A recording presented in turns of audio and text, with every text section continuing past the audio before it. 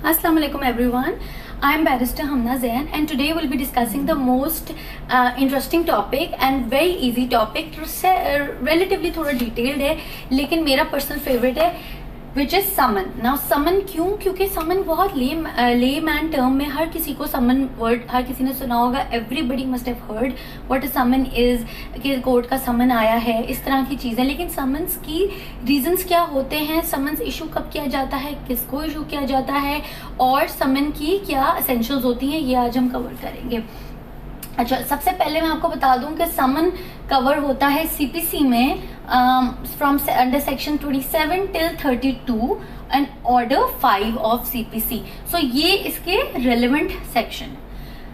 समन की statutory definition क्या होती है मैंने यहाँ लिख दी है. Summon is a written signed sealed order of court by which court requires presence of a person before court either in person or through an agent or pleader on a specific date. Very self explanatory, आपको समझ आ गया होगा कि इसका मतलब क्या है. लेकिन मैंने ये जुडिशरी के एग्जाम से बहुत दफ़ा इस तरह के क्वेश्चन देखे हैं कि फॉर इंस्टेंस समन की के एसेंशियल्स निकालें. What are the essentials of summon? Now essentials are very easy to draw and it will help you remember the definition itself of any term, ठीक है, which you are studying in your legal course. Now इसमें essentials हैं definition. summon की definition से essentials निकालेंगे because we always take out essentials from the definition of any term. इसके essentials हैं number 1 written, number 2 signed and number 3 sealed. Very simple. written होना चाहिए summon, signed होना चाहिए और जो है आपका सील्ड होना चाहिए. सील्ड का ये मतलब नहीं है कि it must be glued, but sealed means that it must be sealed by the proper, आपका जो होता है स्टैम्प होना चाहिए. सॉरी, स्टैम्प होना चाहिए, इसमें स्टिकिंग नहीं आती.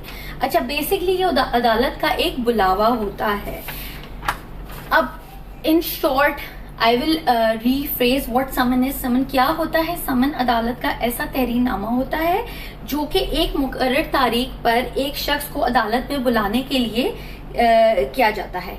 या आप खुद आ जाओ, ठीक है, इधर यू अपेयर योरसेल्फ और you appear through an agent और you appear through a pleader. तो या आप एजेंट को भेज दो या आप खुद आ जाओ या फिर आप प्लीडर को भेज दो या आप अपने वकील को भेज दो. Pleader means your lawyer here.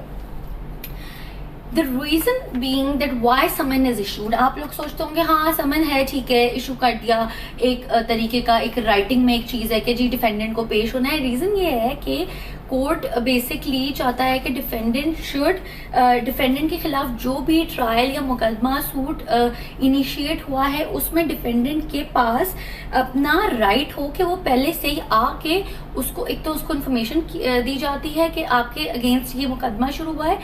दूसरा ये कि आप उसकी एक अगर उसके पास टाइम मिल जाए, उसको इन्फॉर्मेशन दी जाए, उसको टाइम मिल जाए कि रिटन स्टेटमेंट उस पर फाइल अगर करनी है या अपना डिफेंस पेश करना है तो उसके लिए आप तैयार हो जाओ. So that is the reason कि समन इशू होता है because law gives time to the defendant that you must be prepared for the suit that is filed against you in the court of law. ये तो होगी definition आपकी.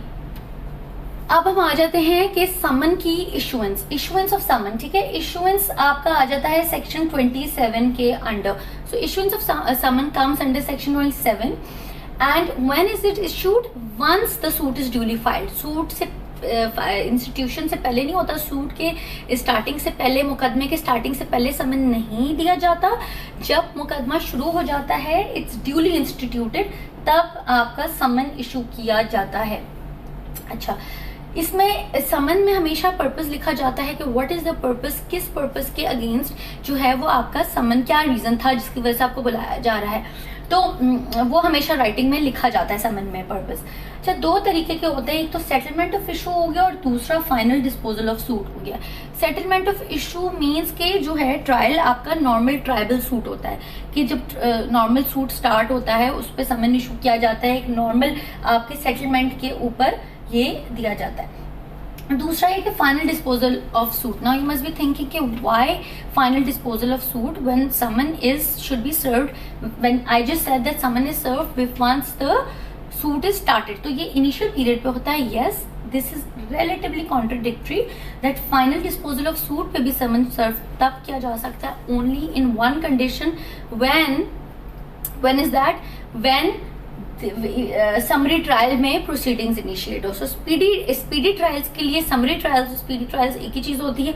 उसके लिए small cause courts में भी ये फाइनल डिस्पोजल ऑफ सूट के बुनियाद पे भी सर्व किया जा सकता है. तो समन्स जो हैं वो suit once is instituted then it is served, and इसमें पर्पस लिखा जाता है समन में, राइटिंग में हमेशा, and it is issued for the settlement of issue and final disposal. Settlement of issue है कि सूट इंस्टीट्यूट हुआ और आपने उसकी सेटलमेंट के लिए एक नॉर्मल ट्राइबल जो आपका चलता है केस, उसमें एक सेटलमेंट ऑफ इशू पे बन गया. दूसरा आपका फाइनल डिस्पोजल ऑफ सूट जो कि समरी प्रोसीडिंग्स में होता है, ओनली इन दोज कंडीशंस. ये हमने डेफिनेशन कवर कर दी. हमने इसका issuance section issuance of summon cover कर दिया सेक्शन 27 में. Now we will come to that what is the object. हमेशा लॉ में ऑब्जेक्ट दिया जाता है कि व्हाट इज द ऑब्जेक्ट जिसकी वजह से ये सेक्शन या ये चीज जो है वो बनी. अच्छा, इसमें ऑब्जेक्ट क्या है? ये audi alteram partem. This is a maxim again which means that no person shall be to give chance of hearing. So इसका मतलब ये है कि to give chance of hearing no person shall be condemned unheard. कोई भी बंदा जो है वो उसके पास अनहर्ड वो नहीं सुना, मतलब अनहर्ड नहीं किया जाएगा, उसको हमेशा हेयरिंग का चांस दिया जाएगा फॉर द. अब हम नेक्स्ट चलते हैं कि इसका सबसे इम्पोर्टेंट पार्ट जो है समन का. हमने पहले डेफिनेशन कवर कर दी, इशुएंस कवर कर दिया. जो सबसे इम्पोर्टेंट पार्ट है वो है वेरियस मोड्स ऑफ समन्स. तो वेरियस मोड्स क्या मतलब, किस तरह के different kinds of ways through which summon can be served, के different ways through which summon can be served. This comes under order 5 rule 10. Now 3 different kinds of mode होते हैं समन को सर्व करने के. एक तो हो गया आपका पोस्टल सर्विस, दूसरा आपका पर्सनल सर्विस, तीसरा आपका सब्स्टिट्यूटेड सर्विस. अच्छा, ये तीनों एक्सप्लेनेटरी है, सेल्फ एक्सप्लेनेटरी है. आप कहेंगे कि it's very simple, easy to understand. मैं आपको बता देती हूँ. पोस्टल सर्विस में आपका आ जाता है रजिस्टर्ड पोस्ट. ठीक है, this is your registered post जो कि डाक होता है, जो गवर्नमेंट की आपकी नॉर्मल पोस्टल सर्विस होती है. This does not include TCS, leopard courier, DHL, ये वो कवर नहीं करता. इसमें रजिस्टर्ड पोस्ट ही होता है. अच्छा, ये रजिस्टर्ड पोस्ट के थ्रू जो है सिंपल पोस्टल सर्विस में आ जाता है. Example registered post. Registered post का मतलब ये है कि जब आपका पोस्टल एम्प्लॉय ने सर्व कर दिया और जब आपके घर पे जाके वो समन दिया तो उसने लिख लिया, he has written it down that it has been served. उस दिन when it is served it is acknowledged. ठीक है, एक्नॉलेजमेंट उसकी हो गई. इसका मतलब है समन मिल गया था. जिस दिन पोस्टल सर्विस के थ्रू रजिस्टर्ड पोस्ट जो आपका गवर्नमेंट का ऑफिशियल पोस्ट होता है उसके थ्रू जब समन सर्व हुआ तो उस बंदे ने जिसने जाके हैंड ओवर दिया उसने एक्नॉलेजमेंट लिख लिया. उस दिन से ये एक्नॉलेज हो गया. नंबर 2 आपका आ गया personal service. Now personal service में आपके आ जाते हैं. अच्छा, हमने पर्सनल सर्विस में कवर कर दिया था in person when the defendant resides within the court jurisdiction, only then it will be served in person through court agent to that defendant's house if it is within the jurisdiction of that court.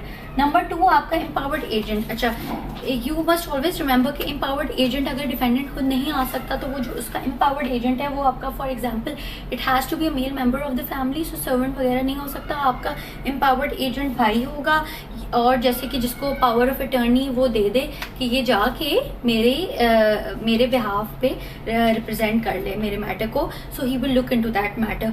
उसमें आपका empowered agent में also business agent भी आ सकता है. So आपका कोई business partner या बिजनेस एजेंट जो है वो भी who is running your business वो भी जाके आपके बिहाफ पे मैटर देख सकता है. So that person can also appear. अच्छा, दूसरा आपका इसमें इन पर्सन में आ जाता है एम्पावर्ड एजेंट आपका लैंडलॉर्ड आ जाता है. So landlord somebody who is sitting somebody who is somebody who is on your immovable property, जो आपका लैंडलॉर्ड है, जहाँ पे आप रहते हो, वो भी जाके आपको जो है वो रिप्रेजेंट कर सकता है, तो वो भी इंक्लूड हो गया आपका। अच्छा, नंबर 3 आपका कौन आ गया, सॉरी नंबर 3, नंबर 4 आपका प्लीडर आ गया। सो प्लीडर जैसे मैंने बताया, pleader is your lawyer, so he can also go on your behalf.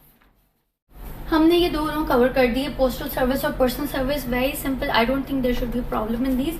Now substituted service क्या होती है, सब्स्टिट्यूटेड सर्विस कब आती है, सब्स्टिट्यूटेड सर्विस तब आएगी, it is a basically alternate mode of issuance of summon. So अगर ये दोनों फेल हो जाते हैं, इन दोनों तरीके के थ्रू समन सर्व नहीं हो सकता, तो फिर नंबर 3 में आप आ जाते हो substituted service, which is the alternate mode. If all other fails then this will come in. इसके अंदर नंबर 1 आपका आ जाता है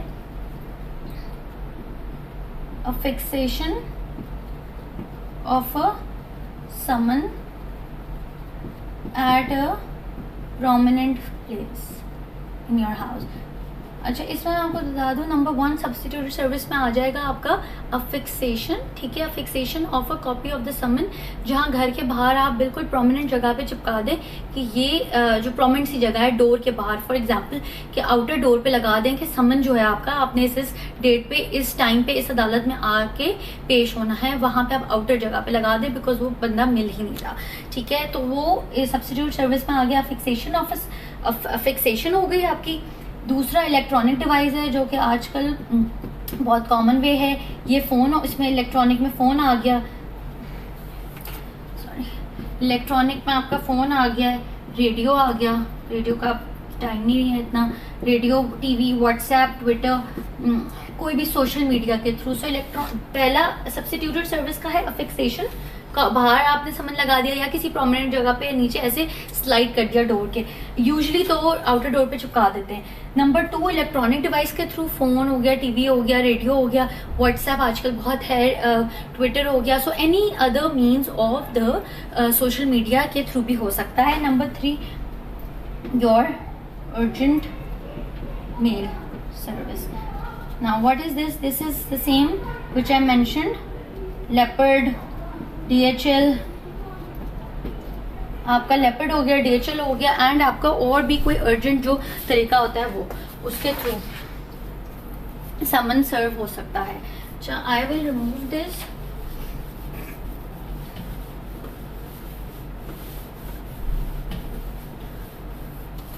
just to be make things more clear. Now substituted service में नंबर 1 अफिक्सेशन ऑफ कोर्ट हो गया, नंबर सॉरी अफिक्सेशन ऑफ समन हो गया, नंबर 2 में आपका हो गया इलेक्ट्रॉनिक डिवाइस हो गया, नंबर 3 में I write it down here, it's the same, ठीक है, electronic device, sorry electronic device हो गया। देन आपका ड्रम बीट हो गया है, ड्रम बीट आपने अपनी किताबों में पढ़ा होगा कि समन के लिए ड्रम बीट बजाते थे, वो तब होता था पुराने ज़माने में जब ये फ़ोन वगैरह ये चीज़ें नहीं थी, तो ड्रम बीट के थ्रू जो है ड्रम बजाते थे उस एरिया में उस बंदे को बुलाने के लिए जहाँ वो रहता है। और नंबर 4 हो गया आप पब्लिकेशन इन प्रेस, आप अखबार में इश्तिहार डाल दो, वेरी सिंपल। और any other manner,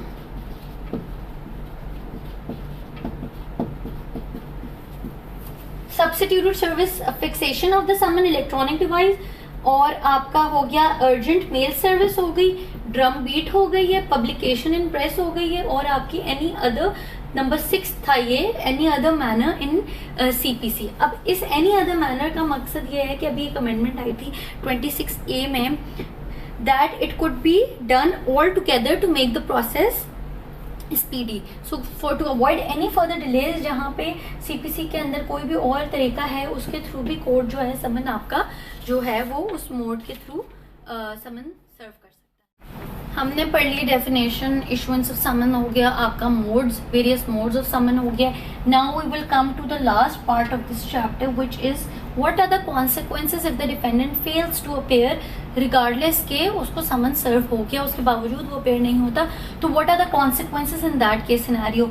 so the consequences under the law are, number 1 आपकी हियरिंग जो है वो एक्स पार्टी प्रोसीडिंग्स भी हो सकती है, एक्स पार्टी जजमेंट हो जाएगी आपकी, so those proceedings will be x party under 9 subsection 6 of CPC। Number 2 penalty लगेगी आपकी अंडर सेक्शन 32, और पेनल्टी के अंदर आपका आ जाता है नंबर 1, आपके अगेंस्ट अरेस्ट वारंट इशू हो सकता है कि जाके इस बंदे को अरेस्ट करें बिकॉज इसने कोर्ट की जो है वो कंटेम्प्ट किया है, इसलिए ये नहीं अपेयर हुआ। ठीक है, सो अरेस्ट वारंट आ गया। नंबर 2 ऑफ पेनल्टी, आपकी प्रॉपर्टी अटैचमेंट हो गई कि कोर्ट के पास ये इख्तियार है कि वो आपकी प्रॉपर्टी को जो है अटैच कर सकता है, कि प्रॉपर्टी आपकी सीज कर सकता है, ले सकता है अपने पास। नंबर 3 आपकी फाइन आ गई है जो कि 2000 रुपये हो सकती है। और नंबर 4 श्योरिटी है, जो कि आप एक श्योरिटी दोगे कि you will continue to appear in the court of law. So ये आपके कॉन्सिक्वेंसेज होते हैं if the defendant fails to appear after the issuance of summon. Now last but not the least, what if there is more than one defendant in an offense? एक से ज़्यादा defendant है एक offence में, एक से ज़्यादा है, ठीक है, एक पूरे गैंग का कोई रॉबरी हुई है, इसलिए एक से ज़्यादा उसमें डिफेंडेंट 4 बंदे हैं। सो उस सिनेरियो में क्या होगा, क्या समन एक इशू होगा या ज़्यादा होंगे? समन्स जो है वो हर डिफेंडेंट को सेपरेटली इशू होंगे और उसकी एक एक्स्ट्रा कॉपी जो है वो कोर्ट के पास हमेशा सबमिट होती है। So this is it for today and we have covered the entire topic summon, and thank you very much.